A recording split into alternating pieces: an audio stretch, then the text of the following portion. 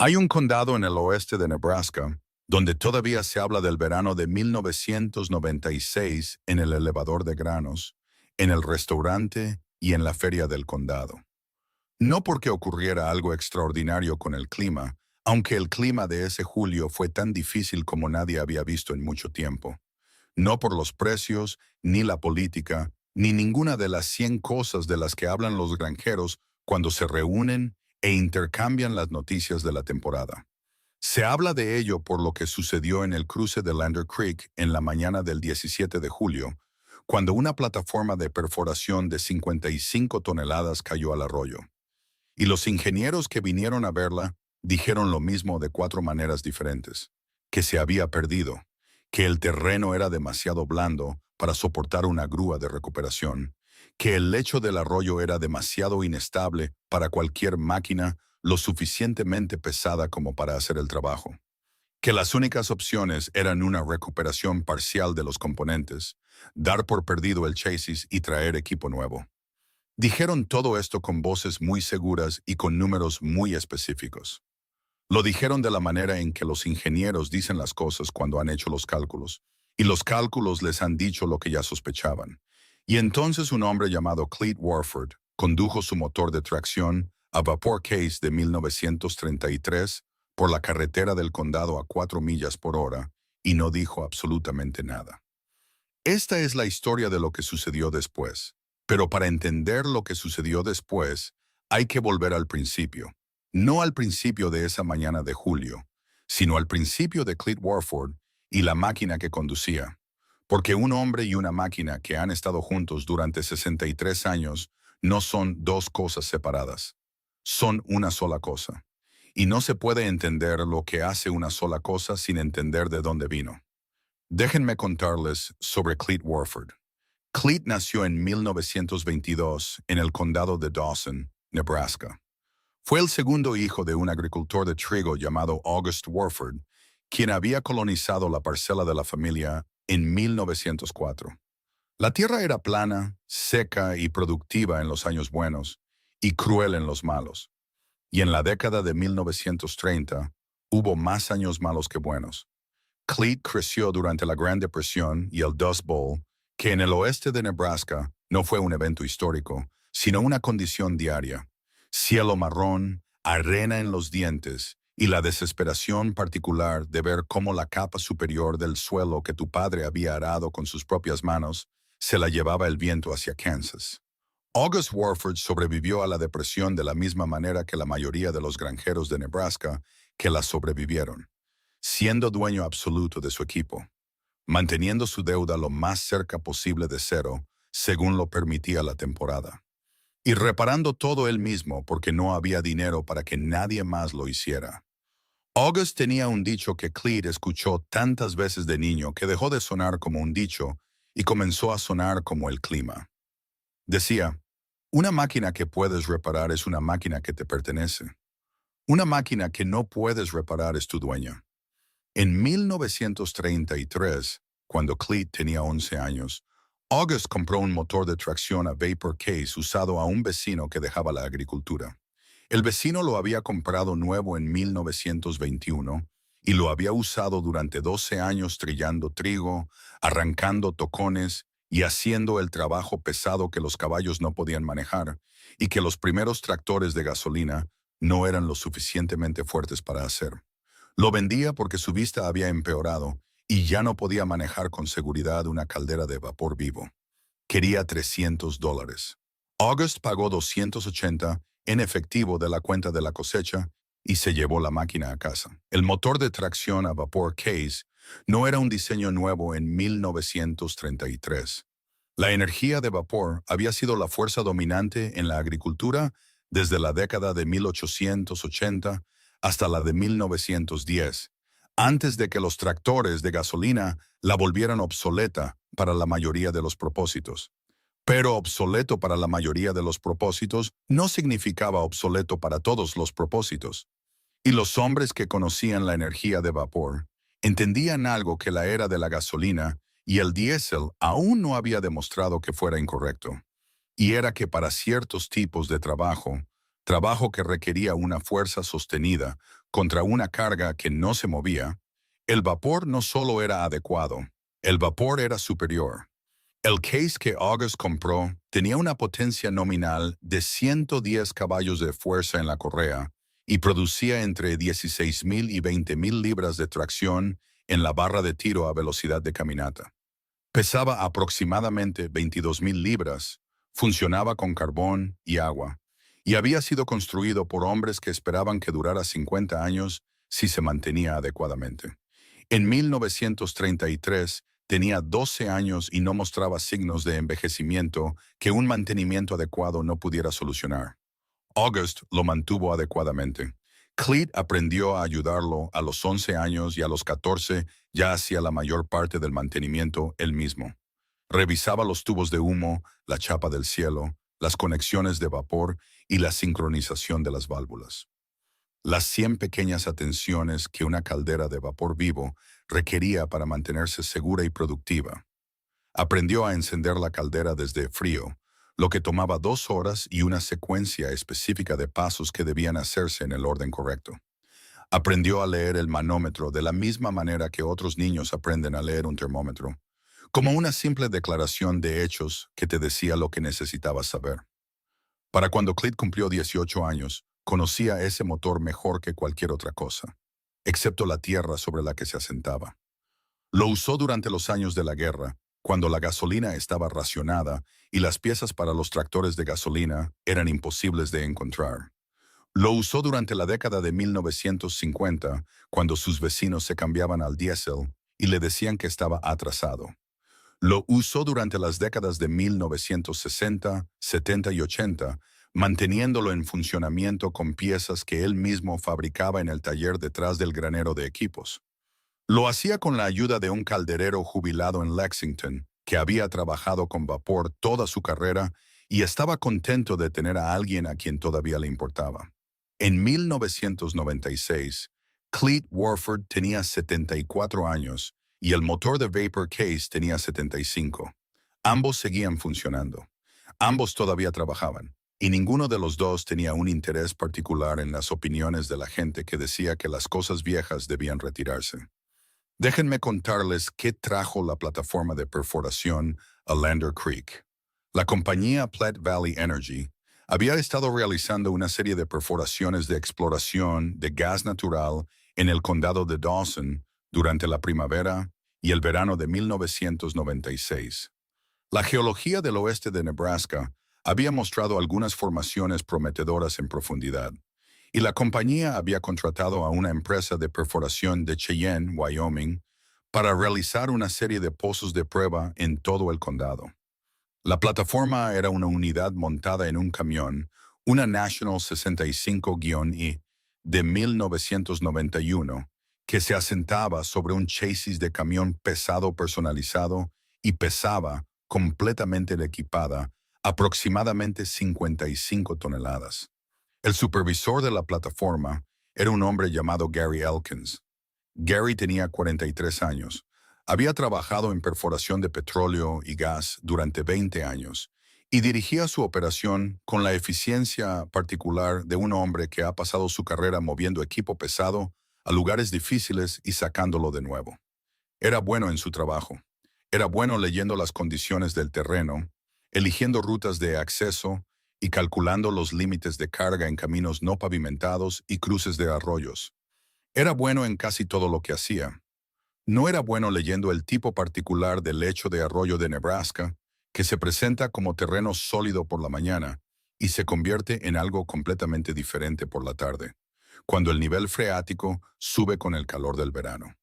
En la mañana del 17 de julio, Gary condujo la plataforma de perforación a través del vado de Lander Creek, que la carretera del condado usaba como cruce de aguas bajas. Había cruzado vehículos por ese vado una docena de veces ese verano. Había conducido vehículos más ligeros y más pesados y nunca había tenido un problema. El vado era un cruce con fondo de grava, poco profundo, tal vez 18 pulgadas de agua en el estiaje de verano, con lo que parecía ser una base de grava firme. Lo que Gary no sabía, y lo que los mapas de carreteras del condado no indicaban, y por lo que la compañía Platte Valley Energy no había pagado a nadie para determinar, era que la base de grava en el vado de Lander Creek tenía aproximadamente 8 pulgadas de profundidad sobre una capa de arcilla azul. Y en julio, esa arcilla estaba saturada hasta el punto de que tenía la capacidad de carga de la mantequilla tibia. La plataforma logró cruzar 3/4 del vado antes de que el eje delantero rompiera la grava. Luego todo el chasis se asentó en ángulo en el lecho del arroyo mientras la arcilla de abajo cedía ante 55 toneladas de acero, motor diésel y equipo de perforación. La plataforma no se volcó, se asentó lentamente, con un sonido de rechinamiento y una gran resistencia hidráulica de la suspensión del chasis que intentaba compensar. Se asentó hasta que el chasis descansó sobre el lecho del arroyo y las ruedas quedaron enterradas hasta los cubos en arcilla azul. La plataforma no iba a ninguna parte. Cuéntanos en los comentarios desde qué parte del mundo estás viendo este video. Si te gustó este video, por favor, dale un me gusta y quédate con nosotros. Y no olvides suscribirte a nuestro canal para no perderte nuestro próximo video. Gary Elkins se paró en la orilla del arroyo y miró su plataforma. Luego llamó a la compañía de perforación en Cheyenne. Luego llamó a Platte Valley Energy. Luego llamó a 2 compañías de grúas, una en Kearney y otra en Grand Island. Ambas enviaron representantes para ver la situación. Ambas regresaron con la misma respuesta. La grúa lo suficientemente grande como para levantar una plataforma de 55 toneladas de un lecho de arroyo necesitaría instalarse en la orilla. La orilla en Lander Creek estaba compuesta de la misma arcilla azul que se había tragado la plataforma. Cualquier grúa lo suficientemente pesada para hacer el trabajo se hundiría antes de poder desplegar sus estabilizadores. El camino de acceso era una carretera del condado con un límite de peso de 8 toneladas por eje. Las grúas grandes pesaban 16 toneladas por eje. Destruirías la carretera antes de poner la grúa en posición. La compañía de grúas de Kearney envió a un ingeniero que pasó 3 horas tomando muestras de suelo y haciendo cálculos. Presentó sus hallazgos a Gary en un informe escrito de 3 páginas que se podía resumir en una frase. La plataforma se encuentra en un lugar del que no puede ser recuperada por ninguna grúa móvil que opere actualmente en esta región, sin primero estabilizar la orilla con material de relleno. Construir un camino de acceso temporal capaz de soportar las cargas por eje de la grúa y esperar a que los suelos de la orilla del arroyo se curen. Un proceso que tomaría un mínimo de 3 semanas en condiciones óptimas y más tiempo dado el nivel freático actual del verano. El ajustador de seguros de la compañía de perforación llegó el 19 de julio. Recorrió el sitio con Gary, el ingeniero de Kearney y el representante de Platte Valley Energy, y tomó fotografías desde 6 ángulos. Luego se sentó en su coche durante mucho tiempo, revisando los documentos de su póliza. Luego salió y dijo lo que dicen los ajustadores de seguros cuando las matemáticas van en contra de la recuperación. Dijo que la plataforma podría darse por perdida a valor de reposición, menos la depreciación, menos el deducible, menos el costo de retirar cualquier componente que pudiera extraerse a mano. Dijo que la alternativa, una operación de estabilización y recuperación de 3 semanas, costaría más que el valor depreciado de la plataforma y la póliza no respaldaba ese gasto. Gary Elkins no era un hombre que llorara frente a los ajustadores de seguros, pero se paró al borde de Lander Creek en la tarde del 19 de julio. Miró una máquina que había estado a su cuidado durante 4 años y sintió la impotencia particular de un hombre que ha agotado todas las opciones y las ha encontrado todas cerradas. La plataforma había estado en el arroyo durante 48 horas. Estaba a punto de estar en el arroyo mucho más tiempo o estaba a punto de ser declarada pérdida total. Y entonces Norma Kessler, que cultivaba la parcela en el lado este de Lander Creek y cuya familia había sido vecina de los Warford desde 1918, mencionó a Cleet. Si es la primera vez que ves este canal, bienvenido. Las historias que contamos aquí son sobre los hombres y las máquinas que no aparecen en los libros de texto de ingeniería. Son sobre el conocimiento que se transmite en graneros y cobertizos de equipos en lugar de en las aulas. Si ese es el tipo de historia que quieres seguir escuchando, suscríbete ahora y no te perderás lo que viene. Para los que ya llevan un tiempo aquí, ya saben cómo va esto. Continuemos. Norma le mencionó a Cleet a Gary en la tarde del 19 de julio, en la línea de la cerca entre su propiedad y el camino de acceso al arroyo, donde Gary había estado de pie observando el nivel del arroyo durante la última hora. Ella dijo, ¿conoces a Cleet Warford? Gary dijo que conocía el nombre. Un viejo granjero del lado norte del condado. Norma dijo, tiene una máquina de vapor. Gary dijo que estaba seguro de que eso era muy interesante. Norma dijo, no es una réplica, no es una pieza de exhibición, es una Case de 1933 que funciona con carbón. Él la usa. Gary la miró. Dijo, señora, tengo una plataforma de 55 toneladas en el lecho de un arroyo. Un tractor de vapor no me va a ayudar. Norma dijo, tienes ingenieros que te dijeron que nada te ayudaría. Quizás quieras una segunda opinión de alguien que ha estado sacando cosas de este arroyo durante 60 años. Gary dijo que apreciaba la sugerencia. Norma dijo, el número de Cleet está en la guía del condado. Contestará al segundo timbre porque siempre está en el taller. Gary volvió a su camioneta y se sentó un rato. Tenía un informe escrito de un ingeniero licenciado que le decía que la recuperación no era factible dentro del plazo del seguro. Tenía un ajustador listo para procesar una reclamación de pérdida total. Tenía una plataforma hundiéndose cada vez más en la arcilla azul con cada hora que pasaba. Encontró la guía telefónica del condado en su guantera. Encontró Warford. Sí, marcó. Cleet contestó al segundo timbre. Déjenme contarles sobre esa llamada telefónica, porque fue el tipo de conversación que solo ocurre entre un hombre que está desesperado y un hombre que no lo está. Gary se presentó y explicó la situación. Describió la posición de la plataforma, las condiciones del suelo, las evaluaciones de la compañía de grúas, la situación del seguro. Le dio a Cleet cada pieza de información que tenía. Hizo esto no porque esperara una solución, sino porque no tenía nada que perder haciendo la llamada y la alternativa era volver a Cheyenne y llenar papeles. Cleet escuchó sin interrumpir. Cuando Gary terminó, hubo una pausa en la línea.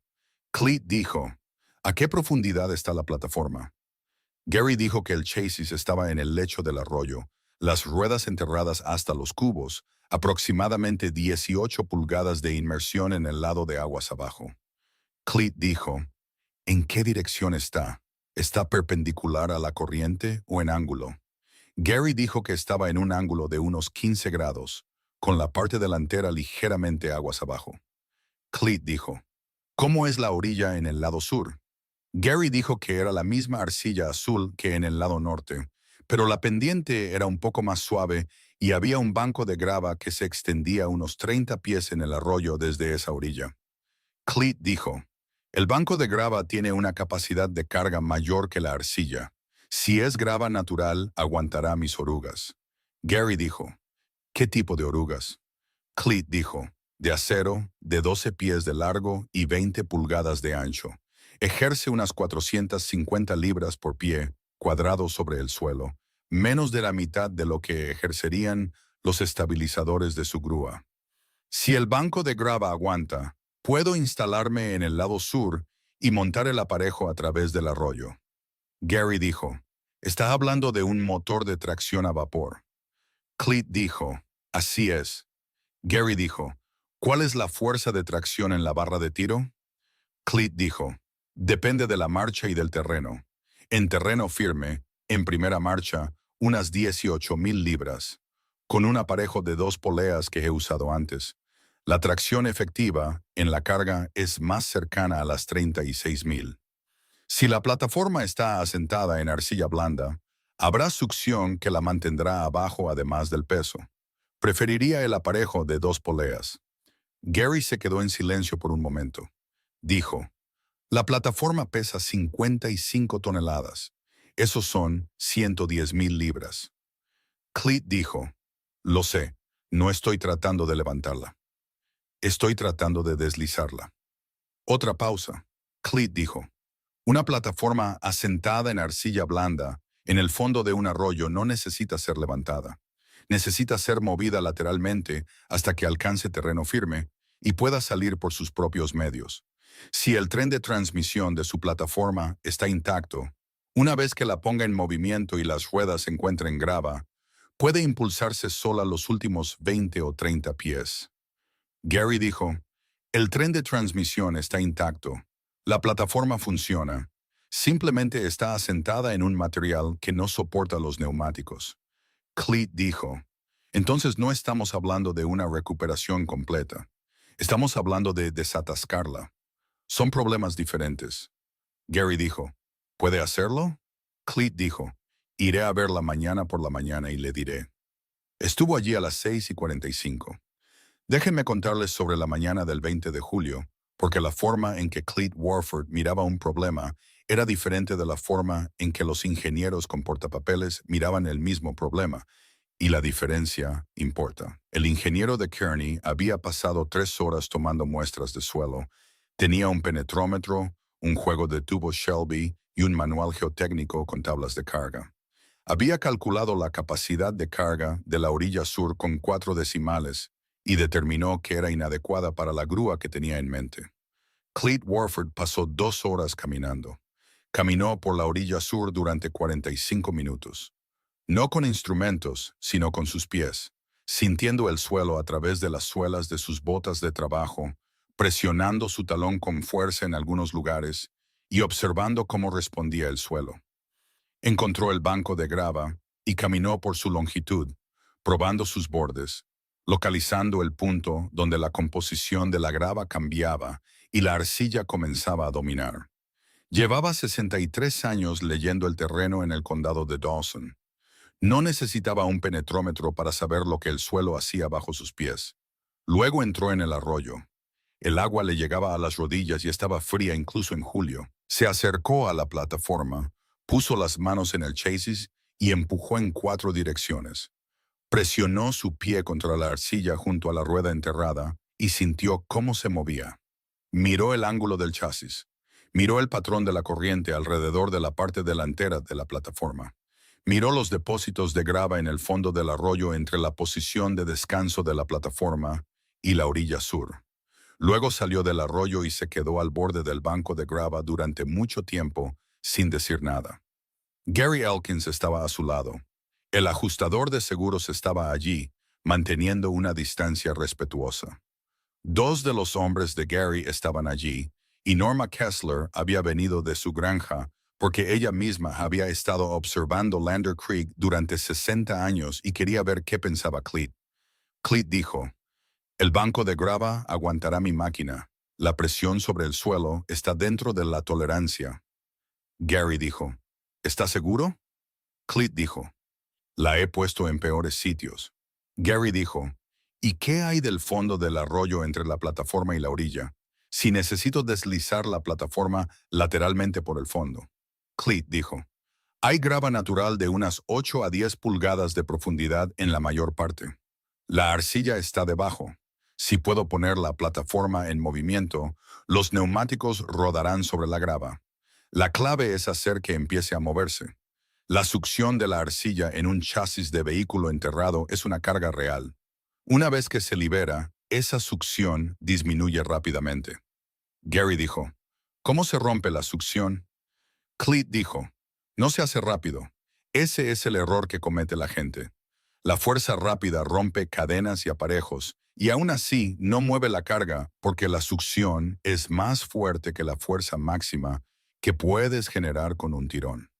La succión se rompe con presión sostenida, lenta, constante, inquebrantable. La arcilla tarda en soltar. Hay que darle tiempo. El ajustador de seguros dijo, ¿cuánto tiempo? Cleet lo miró por primera vez. Dijo, el tiempo que sea necesario. Lo dijo de la manera en que un hombre dice algo que es tan obvio que le sorprende un poco que se lo pregunten. Volvió a mirar la plataforma. Dijo, puedo tener la case aquí esta tarde. Necesitaré montar el aparejo durante la noche y empezaremos a tirar mañana por la mañana. Gary dijo, ¿qué necesita de nosotros? Cleet dijo, 2 cosas. Mantenga a su equipo alejado de mi aparejo una vez que lo haya montado y mantenga a todos alejados del arroyo durante el tirón. Un cable de acero bajo ese tipo de tensión puede causar daños graves si algo se suelta. Gary dijo, ¿y si no funciona? Cleet lo miró fijamente. Dijo, entonces no estará peor de lo que está ahora y solo le habrá costado una tarde. Condujo de regreso a su granja para buscar la casa. Déjenme contarles sobre el motor de tracción a vapor Case, porque es la máquina en el centro de esta historia y necesitan entender lo que era antes de poder entender lo que hizo. El motor de tracción a vapor Case que August Warford compró en 1933 había sido construido en Racine, Wisconsin, en 1921 por la JTI Case Threshing Machine Company. Era un diseño de motor montado en la parte trasera, lo que significaba que la caldera corría longitudinalmente en el chasis, con el hogar en la parte trasera y la caja de humos en la delantera. Las ruedas traseras eran las motrices, grandes ruedas de acero de aproximadamente 6 pies de diámetro, con tacos planos soldados a las llantas para proporcionar tracción. Las ruedas delanteras eran más pequeñas y se dirigían a través de un mecanismo de cadena y piñón totalmente mecánico. La caldera era una caldera de hogar tipo locomotora diseñada para quemar carbón, aunque podía adaptarse para madera o paja en caso de necesidad. La presión de trabajo nominal era de 140 libras por pulgada cuadrada. A esa presión, el vapor producido se entregaba a un motor de vapor de 2 cilindros montado sobre la caldera. Los pistones accionaban un cigüeñal que se conectaba a través de una transmisión de engranajes deslizantes a los ejes traseros.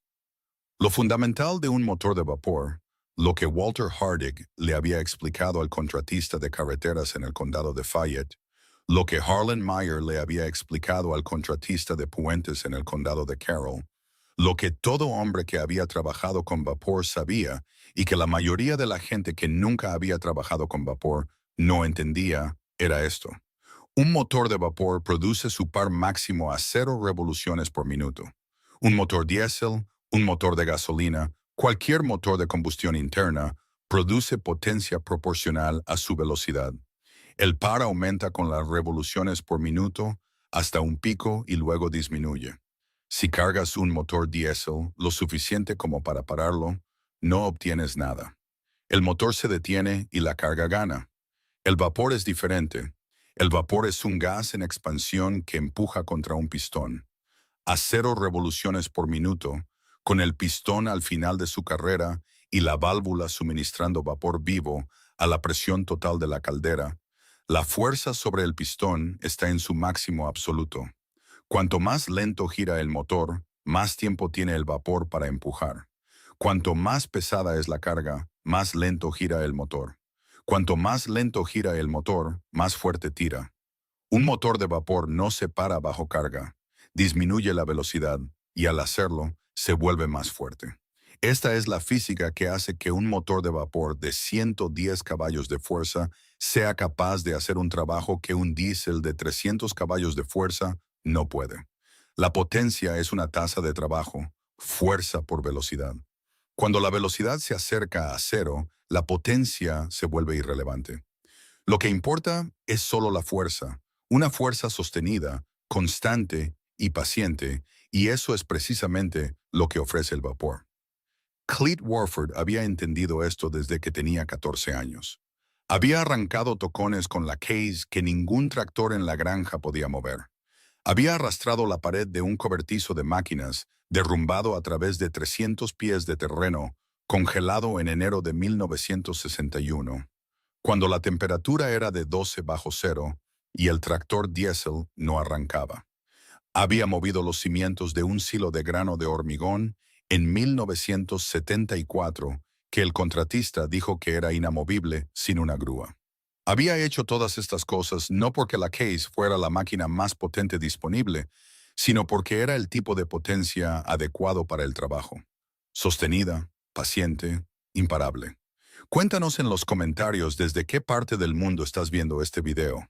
Si te gustó este video, por favor dale un me gusta y quédate con nosotros. Y no olvides suscribirte a nuestro canal para no perderte nuestro próximo video. Encendió la caldera a la 1 de la tarde del 20 de julio. A las 3 ya tenía presión.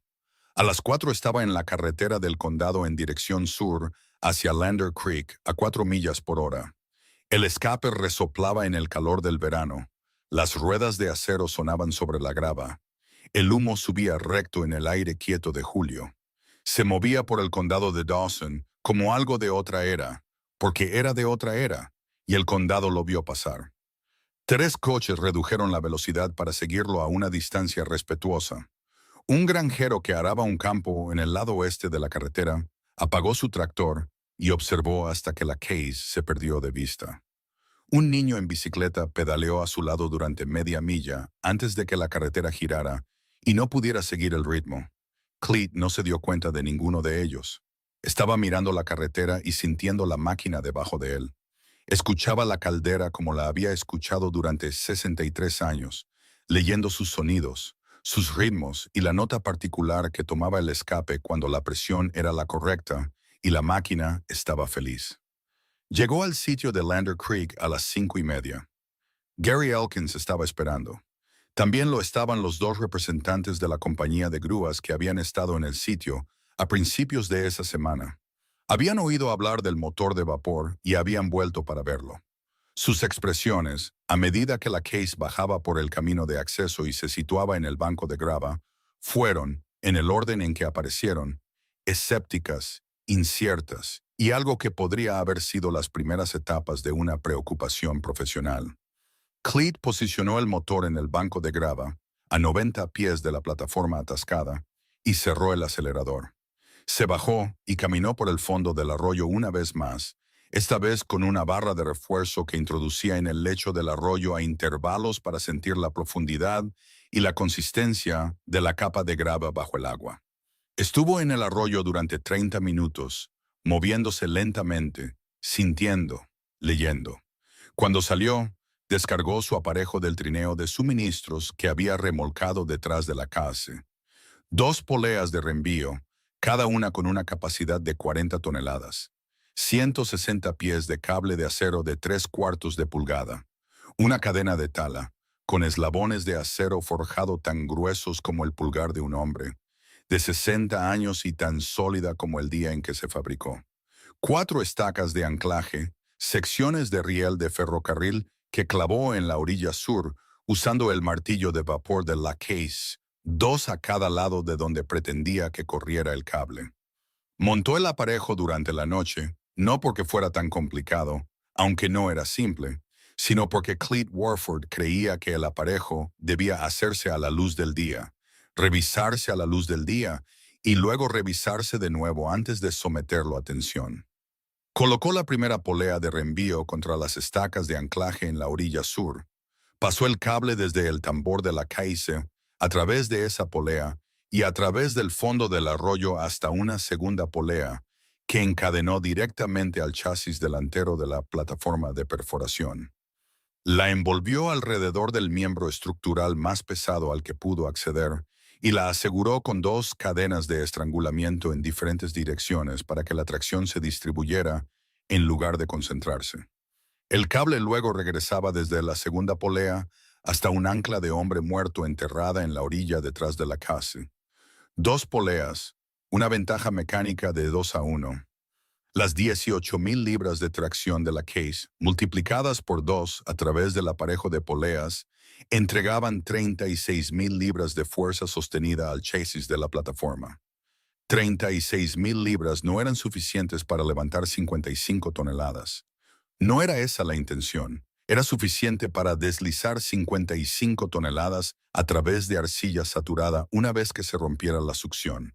Y romper la succión no era una cuestión de fuerza máxima. Era una cuestión de fuerza paciente y sostenida, aplicada durante el tiempo que fuera necesario. Cleet revisó el aparejo a primera luz del 21 de julio. Lo revisó de nuevo a las 6:30. Encendió la caldera a las 5 y a las 7 ya tenía presión. Subió a la plataforma de la Case y miró su manómetro de vapor. 138 libras por pulgada cuadrada. Quería 140. Añadió carbón al hogar y esperó. La mañana había atraído a una multitud. Norma Kessler estaba allí. Gary Elkins estaba allí con todo su equipo. Los 2 representantes de las grúas estaban allí. El ajustador de seguros estaba allí. Un fotógrafo del Lexington Clipper había venido porque alguien había llamado al periódico. Y una colección de granjeros y sus familias de los alrededores habían venido porque se había corrido la voz en el condado de Dawson de que Clete Warford iba a sacar una plataforma de perforación de Lander Creek con la vieja Case, y esto era algo por lo que no te quedabas en casa. Había quizás 70 personas en la orilla sur cuando Clete abrió el acelerador. Déjenme contarles sobre los siguientes 27 minutos, porque 27 minutos fue lo que tardó. Y en esos 27 minutos, todo lo que Clete Warford sabía sobre la energía de vapor, la fuerza sostenida y el trabajo paciente iba a demostrarse o a fracasar frente a 70 personas y 2 ingenieros de grúas. El acelerador se abrió lentamente. El vapor entró en los cilindros. El volante de inercia, de 4 pies de diámetro y un peso de 1.600 libras, comenzó a girar. El cable comenzó a tensarse, no con un chasquido, sino con una acumulación gradual de tensión que se podía ver en la comba del cable a medida que la holgura desaparecía eslabón por eslabón, pie por pie. Las poleas de reenvío gimieron cuando la carga se aplicó sobre ellas. Las estacas de anclaje se estremecieron en la orilla. El ancla de hombre muerto asumió su parte de la carga sin moverse. La Cause se asentó ligeramente sobre sus orugas mientras la carga de la barra de tiro transfería peso a la parte trasera de la máquina. Durante los primeros 2 minutos no le pasó nada visible a la plataforma de perforación. Esta era la parte de la que Clete le había hablado a Gary. Esta era la succión.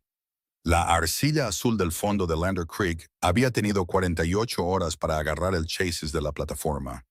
Se había metido en cada cavidad y alrededor de cada superficie. Estaba sujetando la plataforma como una mano sujeta un desatascador contra un desagüe, con la terquedad particular de la presión atmosférica y el contacto íntimo. Para romper ese agarre se requería una fuerza sostenida aplicada a lo largo del tiempo. No un tirón, no una sacudida, sino un tirón constante, implacable y paciente. La CAS se lo proporcionó. El escape resoplaba una vez por segundo. El volante de inercia giraba. El vapor empujaba. El cable zumbaba a una frecuencia que se sentía en el esternón. Las poleas de reenvío se esforzaban. Y en el lecho del arroyo, invisible para todos los que miraban, la arcilla comenzaba muy lentamente a soltarse. A los 2 minutos y 40 segundos, un sonido provino del lecho del arroyo. Un sonido profundo, bajo y líquido. Algo entre un gemido y un jadeo de succión. El sonido de la arcilla soltando su agarre sobre una superficie enterrada. No fue un sonido dramático. Fue casi sutil. Pero cada persona en la orilla lo escuchó y lo entendió de la manera en que la gente entiende los sonidos que ha estado esperando. La plataforma se movió. No mucho. 6 pulgadas de movimiento lateral. La parte delantera se desplazó ligeramente hacia la orilla sur, pero 6 pulgadas lo eran todo, porque 6 pulgadas significaban que la succión se había roto. Clete sintió que la carga cambiaba en la case. Lo sintió a través del asiento y del acelerador. El ligero alivio de la resistencia que le dijo que la parte más difícil había terminado. No cambió el acelerador. Mantuvo el tirón exactamente donde estaba. Firme, paciente, constante. La plataforma se movió de nuevo. Un pie, luego 2 pies. El chasis se levantó ligeramente mientras las ruedas encontraban grava en lugar de arcilla debajo de ellas. Gary Elkins, de pie en la orilla, dijo algo que se perdió en el ruido de la multitud, pero que el hombre a su lado describió más tarde como una sola palabra dicha en voz muy baja. El tipo de palabra que dicen los hombres cuando algo en lo que dejaron de creer comienza a hacerse realidad. A los 5 minutos, la plataforma se había movido 8 pies. La parte delantera estaba en aguas menos profundas. Los neumáticos delanteros tocaban la grava. A los 9 minutos, Gary bajó por la orilla, se metió en el arroyo y le hizo una señal a su operador para que arrancara el motor de la plataforma. El diésel arrancó y se encendió al segundo intento. Había estado en un arroyo durante más de 4 días y arrancó al segundo intento porque Gary Elkins mantenía su equipo de la misma manera que Clete Warford mantenía el suyo. Es decir, con cuidado, constancia y el entendimiento de que una máquina que es bien tratada te responderá bien cuando la necesites. Las ruedas motrices traseras de la plataforma se agarraron a la grava mientras la case continuaba tirando. La combinación de la fuerza de tracción sostenida del motor de vapor y el propio tren de transmisión de la plataforma la sacó del arroyo en otros 11 minutos. Se movió de manera constante, con las ruedas girando, el chasis elevándose a medida que la profundidad disminuía y el apoyo mejoraba. A los 27 minutos desde el primer movimiento, la plataforma de perforación subió por la orilla sur por sus propios medios y se detuvo en terreno sólido, con las 6 ruedas sobre grava seca y el arroyo detrás. La multitud en la orilla hizo un sonido. No fue organizado y no fue educado. Fue el sonido que hace la gente cuando ha visto suceder algo que no creía del todo que sucedería. Una liberación colectiva de la respiración contenida que se expresó como vítores, aplausos y al menos un largo y sostenido toque de bocina de un camión que el equipo de Gary Elkins aparentemente había estado guardando para este preciso momento. Cleat cerró el acelerador. El escape se ralentizó. El volante de inercia se detuvo. Se sentó en la plataforma por un momento, mirando el cable que se aflojaba en el arroyo, la plataforma asentada en terreno sólido. Las 2 poleas de reenvío colgando de sus anclajes, todavía intactas, todavía clasificadas para otros 40 tirones si las necesitaba. Luego se bajó y comenzó a desmontar el aparejo. No dijo nada. No levantó la mano para saludar a la multitud. Trabajó como había trabajado toda su vida, con su atención en la tarea que tenía delante, porque el aparejo tenía que desmontarse correctamente. Las poleas debían inspeccionarse antes de guardarlas. Las estacas debían sacarse y el cable debía enrollarse correctamente o se torcería, y las torceduras debilitan el cable. Estaba a mitad de camino del desmontaje cuando Gary Elkins se acercó. Gary se paró al borde del radio de trabajo de la case y esperó hasta que Cleat llegó a un punto de parada. Luego dijo, «Señor Warford». Cleat lo miró. Gary dijo, «Tenía 2 evaluaciones de ingeniería y un ajustador de seguros diciéndome que esa plataforma era una pérdida total». Cleat dijo, «Lo sé». Gary dijo, «¿Cómo sabía que no lo era?» Cleat enrolló otro tramo de cable antes de responder. Dijo, «Estaban tratando de levantarla. Estaban pensando en grúas, capacidad de elevación y cargas de estabilizadores. Ese es el pensamiento correcto si necesitas levantar algo. Pero su plataforma no necesitaba ser levantada.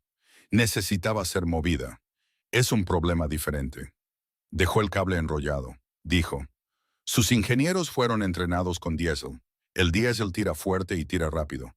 Y cuando la carga excede la tracción, se detiene. Así que miran una carga de 55 toneladas, calculan la grúa que necesitarían para levantar 55 toneladas y descubren que esa grúa no cabe en el terreno disponible. Y dicen que la plataforma no se puede recuperar». Miró a Gary fijamente, pero están respondiendo a la pregunta equivocada. Gary dijo, «¿Cuál es la pregunta correcta?»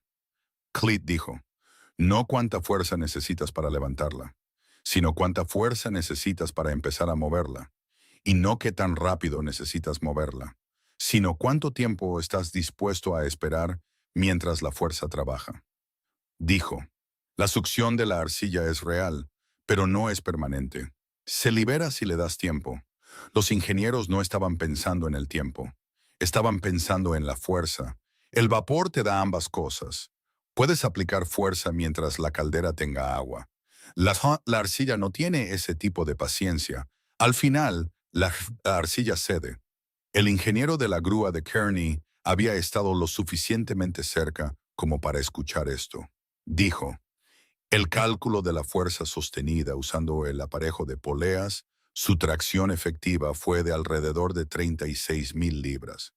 Cleat dijo, «Más o menos». El ingeniero dijo, «La succión de la arcilla en un chasis enterrado de ese tamaño a esa profundidad estimaría que se necesitarían entre 20 y 30,000 libras para liberarlo». Cleat dijo, Eso suena bastante bien. El ingeniero dijo, calculamos que la grúa mínima que necesitaríamos para levantar toda la plataforma tendría una capacidad de elevación de cerca de 200 toneladas. Estábamos mirando el número equivocado. Cleet dijo, suele pasar cuando se piensa en levantar en lugar de deslizar. El ingeniero se quedó en silencio por un momento. Dijo, deberíamos haber preguntado si la plataforma podía moverse lateralmente. Cleet dijo, Dayton, sí. Volvió a desmontar el aparejo. Ahora quiero detenerme aquí, porque hay algo en esta historia que va más allá de una plataforma de perforación en un arroyo de Nebraska en una mañana de julio de 1996. Hay algo aquí sobre cómo aprendemos a ver los problemas y lo que sucede cuando las herramientas que mejor conocemos nos impiden ver las soluciones que necesitamos. Esos ingenieros no eran malos ingenieros.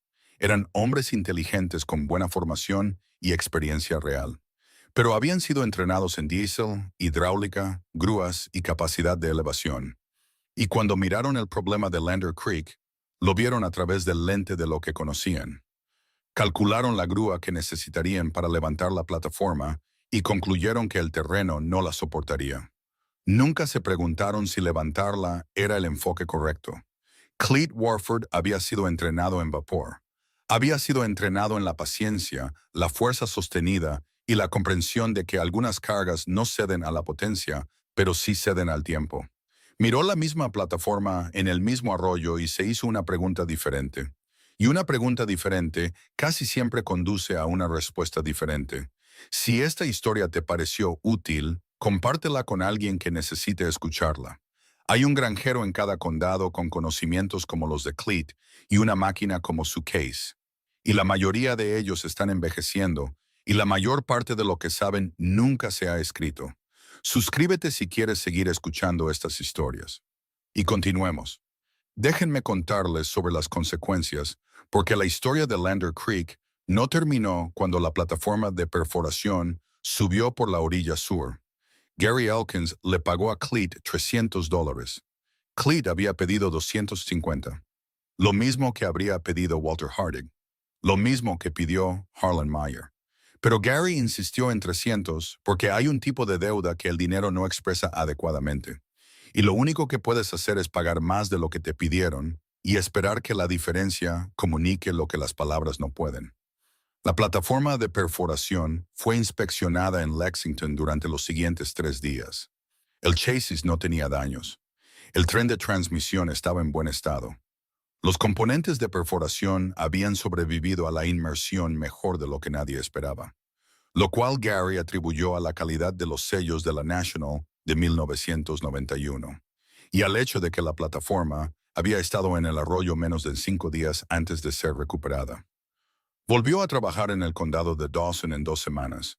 El ingeniero de Kearney presentó un informe complementario al que había entregado 4 días antes. El informe complementario tenía 3 páginas y también podía resumirse en una frase. La recuperación se logró utilizando un motor de tracción a vapor y un aparejo de 2 poleas que multiplicó la tracción del motor a través de una ventaja mecánica, aplicando una fuerza lateral sostenida para deslizar la plataforma a través del fondo del arroyo en lugar de levantarla. Un método que fue apropiado para las condiciones de carga y no se consideró en la evaluación inicial. Envió una copia a la compañía de grúas. Envió una copia a su junta de licencias. Se quedó con una copia para él. Dijo más tarde que fueron las 3 páginas más educativas que había escrito en 20 años de ingeniería geotécnica. Cleet condujo la casa a casa a 4 millas por hora, de la misma manera que la había traído. A través del atardecer de verano, el escape resoplando constantemente, el humo subiendo recto en el aire quieto. Se detuvo en el camino de Norma Kessler al pasar, y ella salió a la cerca. Ella dijo, escuché que funcionó. Él dijo, funcionó. Ella dijo, sabía que lo haría. Él dijo, pensé que lo haría. Hay una diferencia. Ella se rió. Él siguió su camino. Apagó la caldera al llegar a casa de la manera correcta, dejando que la presión se liberara a través de la válvula de seguridad, dejando que la temperatura bajara gradualmente, haciendo la secuencia de apagado. Cuéntanos en los comentarios desde qué parte del mundo estás viendo este video. Si te gustó este video, por favor, dale un me gusta y quédate con nosotros. Y no olvides suscribirte a nuestro canal para no perderte nuestro próximo video. De la manera que su padre le había enseñado, y de la manera que August le había enseñado, y de la manera que Carl, el calderero de Lexington, había confirmado que era correcta cuando Cleet tenía 19 años y aprendía por las malas que una caldera de vapor tiene opiniones sobre cómo debe ser tratada. Revisó los tubos de humo a la mañana siguiente, engrasó las guías de las orugas, revisó la sincronización de las válvulas al tacto de la manera en que la había revisado durante 63 años, e hizo un pequeño ajuste en la válvula de admisión del lado izquierdo que había estado ligeramente desajustada durante 2 meses. Escribió las notas de servicio en el cuaderno que guardaba en el estante sobre el banco de trabajo, el mismo cuaderno que había estado llevando desde 1958.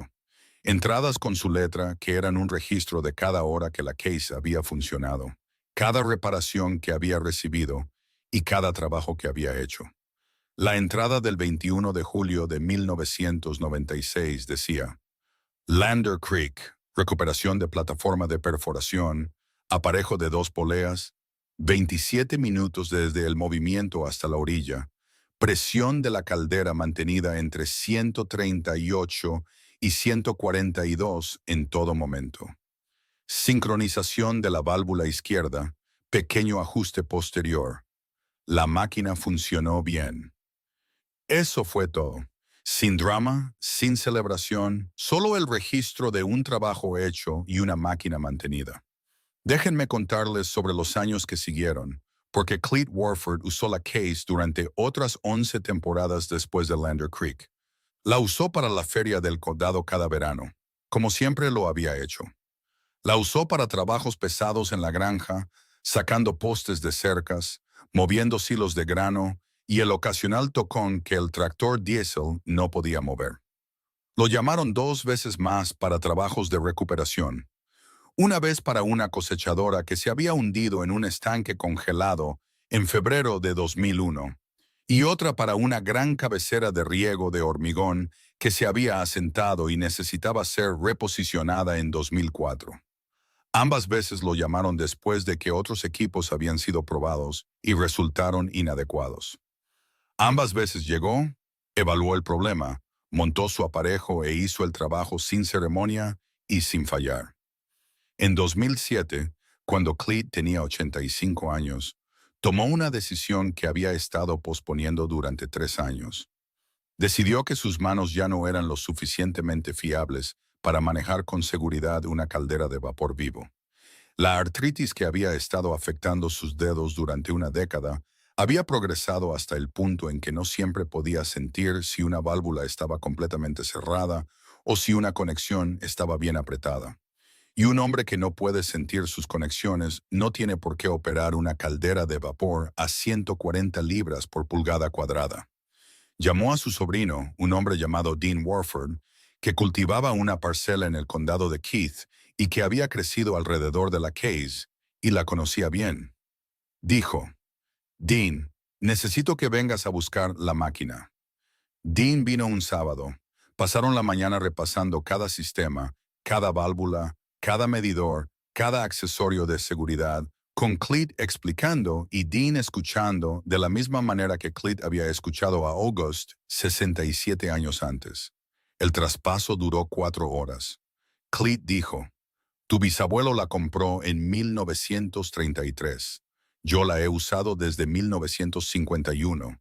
Esos son 56 años. Nos ha dado todo lo que le hemos pedido. Dean dijo: ¿Qué quieres que haga con ella? Cleet dijo: Úsala, no la dejes parada. Una máquina que está parada retrocede. Necesita funcionar para mantenerse bien. Dean dijo: La usaré. Cleet dijo: Y sigue con el cuaderno. Se refería al cuaderno de servicio en el estante, el que tenía 60 años de entradas con su letra. Dean se lo llevó con la máquina. Cleet Warford murió en 2012 a la edad de 90 años. Había cultivado en el condado de Dawson durante 68 años. Había operado el motor de Vapor Case durante 56 de ellos. Había sacado cosas de lugares que las evaluaciones de ingeniería decían que eran imposibles, no porque fuera un contrario o porque desconfiara de los ingenieros, sino porque entendía algo que las evaluaciones de ingeniería no siempre consideraban. Y era que la herramienta adecuada para un trabajo determinado no es necesariamente la herramienta más moderna, ni la más potente, ni la que aparece en el manual geotécnico con las tablas de carga más tranquilizadoras. La herramienta adecuada es la que se ajusta a la naturaleza del problema, y algunos problemas requieren más paciencia que potencia. La Case está ahora en el condado de Keith. Dean la enciende 2 veces al año, para la Feria del Condado y para un festival patrimonial que la Sociedad Histórica del Condado de Keith ha estado organizando durante 15 años. Es la máquina más impresionante en la exhibición cada vez. No por su edad, aunque su edad es notable. No por su historia, aunque su historia es considerable. Sino porque Dean enciende la caldera y hace funcionar el motor bajo carga, y todos los que miran entienden, de una manera que una exhibición estática no puede transmitir, que esta máquina no es una reliquia. Es una herramienta de trabajo. Está lista. El cuaderno de servicio que Cleet mantuvo desde 1958 hasta 2007 está en el estante del taller de Dean. Se le ha unido un segundo cuaderno que Dean comenzó en 2007 y al que ha estado añadiendo desde entonces. La entrada más reciente fue de la primavera anterior, una breve nota sobre una empaquetadura de válvula que necesitaba ser reemplazada y la presión de la caldera mantenida durante el último encendido. 2 cuadernos, 68 años de entradas entre ellos, un registro de una máquina y los hombres que la operaron, el trabajo que le pidieron que hiciera y la forma en que respondió. Déjenme preguntarles algo mientras llegamos al final de la historia, y quiero que lo piensen seriamente, porque no es una pregunta retórica. ¿Cuándo fue la última vez que vieron un problema e inmediatamente buscaron la solución más potente disponible? ¿Cuándo fue la última vez que asumieron que más caballos de fuerza era la respuesta? ¿Más capacidad? ¿Más tecnología? ¿Más moderno? ¿Más caro? 2 compañías de grúas miraron una plataforma de 55 toneladas en un arroyo de Nebraska, calcularon la grúa que se necesitaría para levantarla, concluyeron que el terreno no soportaría esa grúa y escribieron un informe diciendo que la recuperación no era factible. Buscaron la solución más potente que conocían y la encontraron inadecuada. Cleet Warford miró la misma plataforma y se hizo una pregunta diferente. No cuánta fuerza para levantarla, sino cuánta paciencia para moverla. La respuesta fue 36,000 libras sostenidas durante 27 minutos, entregadas por una máquina que nació en una era diferente y fue operada por un hombre que entendía que la era en que nació una máquina no tiene nada que ver con si es la adecuada para el trabajo que tienes delante. Los ingenieros se rieron, o si no se rieron, lo descartaron, lo que equivale a lo mismo cuando eres tú el que es descartado. La vieja máquina apareció, montó su aparejo, abrió su acelerador y demostró que la pregunta que habían estado respondiendo era la pregunta equivocada.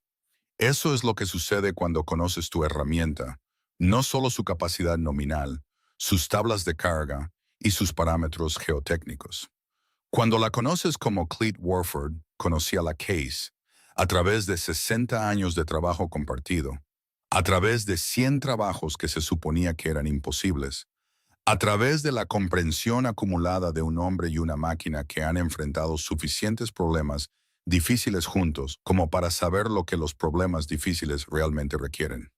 La plataforma está trabajando en algún lugar del Valle del Platte o más allá. El arroyo sigue corriendo en Lander Creek, bajo en verano y lleno en primavera. El banco de grava donde Cleet estacionó la Case todavía está allí, aunque nadie que pase por la carretera del condado sabría lo que sucedió allí una mañana de julio de 1996. Pero en el condado de Dawson y en el condado de Keith, entre los granjeros que estuvieron allí y los niños que lo oyeron de los granjeros que estuvieron allí, todavía se cuenta la historia de la mañana en que los ingenieros dijeron que la plataforma se había perdido y el anciano encendió su motor de vapor y no dijo nada. No necesitaba decir nada. La Case lo dijo por él. Eso es lo que pasa con las máquinas que funcionan con paciencia. No hacen promesas, no emiten informes, no explican de antemano lo que van a hacer. Simplemente comienzan el trabajo y siguen haciendo el trabajo y no se detienen hasta que el trabajo está hecho o la caldera se queda sin agua. Y en 63 años de trabajo juntos, Clete Warford nunca dejó que la caldera se quedara sin agua. Si esta historia significó algo para ti, compártela. Los hombres que saben lo que Clete sabía están envejeciendo. Las máquinas que operan están aguantando. Y el conocimiento que vive entre esos hombres y esas máquinas es del tipo que tiene que ser transmitido en persona, en graneros y cobertizos de equipos y junto a calderas humeantes en las mañanas de verano, o desaparece. Encontramos estas historias. Las contamos aquí. Suscríbete si quieres seguir escuchándolas. Deja un comentario si tienes una historia propia, porque hay una máquina en tu condado o en el condado de tu vecino que ha hecho algo que nadie esperaba. Y esa historia también pertenece aquí. Al vapor no le importa cuánto tiempo tarde, simplemente empuja.